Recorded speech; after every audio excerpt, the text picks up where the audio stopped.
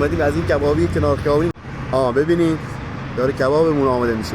دو ماه یه جا کار میکردم توی روستا بود، البته کارگاهی بود، بعد اصلا بیرون نمیومدم. این دنبا زور که مثلا نهار می آوردن میپرسم میگفتن چی میخورین، یه رستوران سر همون جاده کارگاه بود نزدیک روستا، میگرفتن از همون می اومدن.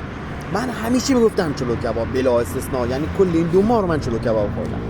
خلاصه روز 60 دیگه یه پولی بهمون دادن، رفتم شهر چی بگیرم، دیدم در رستوران نوشته به علت استفاده از گوشت مکروهات این واحد صرفی تعطیل شده.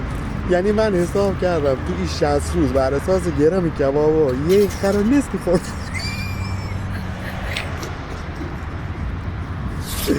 یه چیز جالب‌تر این بود، موقع کار می‌کردیم این روستایی میومدن گفتن یه خر سفیدمون رو گم شد شو ندیدین. این خود خورده بودم من. تو چی خدای